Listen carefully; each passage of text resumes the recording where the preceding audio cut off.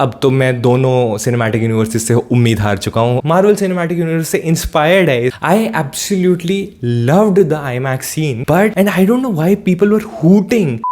नमस्कार दोस्तों, welcome back to another video. आज हम बात करने वाले हैं ब्लू बीटल के बारे में। ब्लू बीटल जो कि डीसी की मूवी है और डीसी में थोड़ा सा टर्बुलेंस चल रहा है, उस सब की भी बात करेंगे। थोड़ा बहुत ऐसा सारे टॉपिक्स को टच करके मूवी कैसी लगी मुझे वो बताएंगे। और वार्नर ब्रदर्स द्वारा ऑर्गेनाइज्ड फैन स्क्रीनिंग मैंने देखी थी, वो भी आईमैक्स वर्जन के बाय द वे। ये ऑनेस्ट फीलिंग्स, मैं हूं doctor Yadav. Let's start the video in 3, 2, 1। Whatever you can imagine, I can create. Yeah, that's more like it. Blue Beetle जो है डीसी कॉमिक्स द्वारा बनाई गई डीसी एक्सटेंडेड यूनिवर्स की एक और मूवी जो कि बहुत ज्यादा सेपरेट है बाकी सारी मूवी से। जेम्स गन जब से डीसी एक्सटेंडेड यूनिवर्स के अंदर आए हैं उसके बाद वाली मूवी नहीं है ये, उससे पहले की मूवी है। उसके बाद अभी कोई भी मूवी नहीं बनी है। जो बेसिकली जेम्स गन का जो प्लान है डीसी एक्सटेंडेड यूनिवर्स को चेंज करने का और हेनरी कैविल को एज अ सुपरमैन ना दिखाने का जो प्लान है उनका, वो अभी वर्क्स में है। अभी ये वो मूवी नहीं है। But Blue Beetle basically 3 Blue Beetles already exist कर रहे हैं डीसी कॉमिक्स में। तो डीसी कॉमिक्स का थर्ड ब्लू बीटल जिसका नाम है हाइमी या फिर जेमी, वो एक मेक्सिकन फैमिली के अंदर एक लड़का है। बेसिकली इसको एक सुपर पावर मिल जाती है जो कि मिलती है स्कैरब से। स्कैरब एक बीटल जैसा दिखने वाला एक फॉरेन एलियन टेक्नोलॉजी है जो कि उसके बैक पे अटैच हो जाती है और फिर बैक पे अटैच होने के बाद वो होस्ट का बेसिकली पूरा सिस्टम ओवरटेक कर लेती है। होस्ट का सिस्टम ओवरटेक हो गया तो फिर उसको कंट्रोल कर सकता है। And it sounds like AI जिसको सब कुछ पता है और होस्ट को प्रोटेक्ट करना उस स्कैरब की ड्यूटी बेसिकली हो जाती है, क्योंकि होस्ट के बिना स्कैरब जिंदा नहीं रहेगा। बेसिकली वायरसेस जैसे बॉडी को इन्फेक्ट करते हैं। It's more of a coming of age story. तो ये एक family Mexican ordinary middle class family है, वेल ऑफ नहीं है। और ये बेसिकली अमीरों को कर्स करते हैं कि उनकी जो बेसिकली सोसाइटी है वो बहुत गरीब है और गरीब होते जा रहे हैं, अमीर और अमीर होते जा रहे हैं। मेक्सिकन्स के बारे में मैं एक चीज बताना चाहूंगा, at the risk of sounding racist, they are very similar to us Indians. Basically विदेशी मूवीज हैं वो इंडियंस को कम बेहतर तरीके से दिखा पाई है, मेक्सिकन्स को अच्छे तरीके से दिखा पाई है। एंड आई वुड सजेस्ट कि मेक्सिकन्स को जिस तरह से इसके अंदर पिक्चर में दिखा रखा है वैसे ही इंडियंस को अगर दिखाया जाए तो I think it will be very very accurate. Family है वो बहुत प्यारी, बहुत इसके अंदर दादी है, इसके अंदर पापा है, इसके अंदर पापा का भाई है, इसके अंदर इनकी मम्मी है, इसके अंदर इसकी बहन है। इमोशनल बॉन्ड उनका जो क्रिएट कर रखा है इन्होंने स्टार्टिंग में, that is very very well done. I absolutely love that. I absolutely love that because that is used in the climax of the film and वो बहुत इमोशनल क्लाइमैक्स में टर्न आउट करता है बिकॉज वो bond इतना अच्छे से इन्होंने दिखाया है। अगर उस बॉन्ड को अच्छे से नहीं दिखाते तो शायद इमोशनल एंगल क्रिएट ही नहीं होता। As a new superhero जो कि अपनी पावर्स को सीख रहा है, मुझे ये बिल्कुल वैसा ही लगा जैसा कि मेरे को स्पाइडरमैन लगा था, जैसा कि मेरे को आयरन मैन ने जब नया नया सूट बनाया था वैसा लगा था, जैसा कि कोई भी सुपर हीरो जब नई नई पावर सीखता है अपनी उसको जैसा लगता है, वो मूवी को देख के जैसा लगता है वैसा ही इस मूवी को देख के लग रहा था। It felt very similar to a origin story of any superhero film that I watched.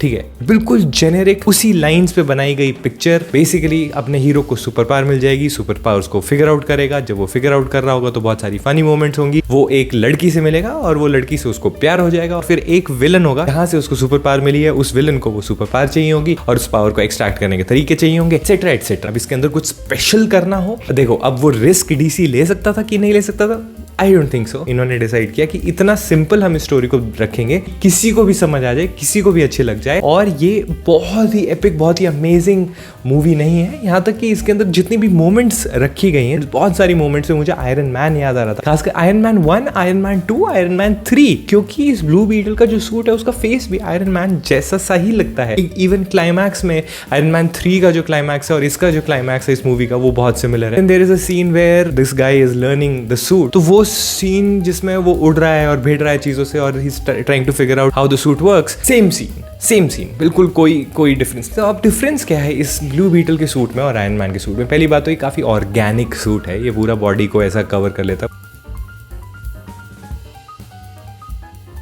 This is alien technology, basically similar ही है। अंदर ऐसा फेस का जो हेड्स अप डिस्प्ले है उसका वो भी सिमिलर है, बट वो काफी पुराना एलियन टेक्नोलॉजी जैसा अजीब सा लगता है। मुझे पर्सनली नहीं पसंद आया उसका हेड्स अप डिस्प्ले जो भी था ब्लू बीटल का। सुपर पावर्स है बेसिकली ब्लू बीटल की, वो बहुत डिफरेंट है। जब ये ब्लू बीटल बनता है वो बहुत ही डार्क और बहुत ही क्रेजी स्केरी तरीके से ब्लू बीटल बनता है। And I was actually scared उस टाइम पे and it was very horrifying to see him convert into Blue Beetle and that was very very well done. But पूरी movie का जो tonality था वो अलग अलग था। उस सीन में तो बहुत डार्क हो जाती है, फिर उसके बाद फनी हो जाती है, एंड फिर उसके बाद फनी ही रहती है, और उसके बाद बहुत ही लाइट हो जाती है पिक्चर कभी सीरियस होती ही नहीं, और फिर उसके बाद एंड में तुरंत उसको सीरियस कर देते हैं। तो टोनैलिटी मेरे को समझ नहीं आ रही थी कि ये क्या करना चाह रहे हैं, क्या दिखाना चाह रहे हैं। इसका सबसे बड़ा हाईलाइट पॉइंट मेरे को ऐसा लगता है कि वो ये है कि IMAX 1.90:1 में 80 मिनट्स का आई थिंक फुटेज इसके अंदर IMAX फुटेज है, और वो भी full frame IMAX without black bars. Annoying part ये है कि सिनेमास्कोप से जब IMAX रेशियो में शिफ्ट होता है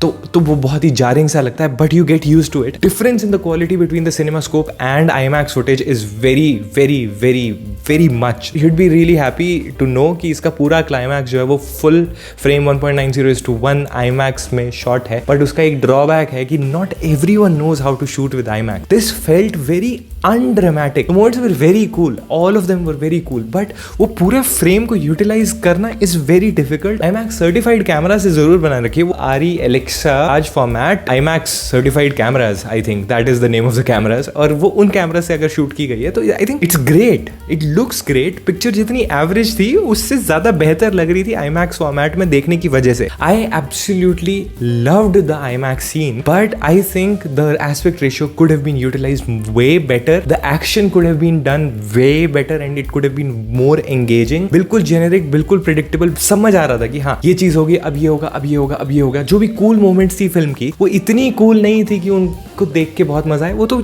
आसपास लोग इतने हाई एनर्जी वाले लोग बैठे थे, उनको सुन के, उनकी आवाजें चीखे चिल्लाने सुन के मेरे को बहुत अच्छा लग रहा था। And that is what a film should be about. But is it good enough to bring so many people to the theatres? I don't think so, I don't think so. इतने सारे लोग इसको देखने के लिए थिएटर में आएंगे, and इसका एंडिंग तक मार्वल सिनेमैटिक यूनिवर्स से इंस्पायर्ड है। इसका एंड में जो पोस्ट क्रेडिट सीन आता है वो आंटमैन का सीन है, जो बिल्कुल सिमिलर सीन है, ठीक है। And I don't know why people were hooting for that. मेरे को जो आई थिंक जो लोग कॉमिक्स पढ़ते हैं उनको पता होगा, वो इंसान को मैं तो नहीं जानता था, ना इन्होंने पिक्चर में इतने अच्छे से इंट्रोड्यूस किया, तो मेरे को हाइप किस चीज का होगा। एंड डीसी सिनेमैटिक यूनिवर्स की जितनी भी पिक्चर आई हैं पहले, वो सारी पिक्चरों में वो सारे post credit scenes never really turned out into a film. वो पोस्ट क्रेडिट सीन होके रह जाता है बस। स्टैंड अलोन पिक्चर बहुत अच्छी है, साथ में ये बहुत इमोशनल है, बहुत फनी है, बहुत ज्यादा जगहों पे हंसी भी आती है, बहुत सारे जोक्स काफी ज्यादा फनी है। खासकर कि इसके जो अंकल हैं, मेक्सिकन लड़के के जो अंकल हैं, वो बहुत फनी है। And I am so happy that they kept the native Mexican cast. It is better than Flash, but it is very generic, ठीक है। IMAX में देख के आ सकते हो। सबसे ज्यादा IMAX फुटेज है इस पिक्चर के अंदर, जितनी भी मैंने अभी तक मूवीज देखी अभी रिसेंट पास्ट में, ओपनहाइमर को छोड़ के, इस पिक्चर में बहुत ज्यादा IMAX फुटेज है। तो जो IMAX के फैंस हैं उनको सच में बहुत अच्छी लगेगी। अब तो मैं दोनों सिनेमैटिक यूनिवर्सिस से उम्मीद हार चुका हूँ। आप भी अगर हार चुके हो तो नीचे कमेंट्स में मेरे को बताओ। इसके साथ करते हैं इस वीडियो को खत्म। ख्याल रखो अपना, ख्याल रखो अपने परिवार वालों का। Bye bye, take care, see you in the next, piece.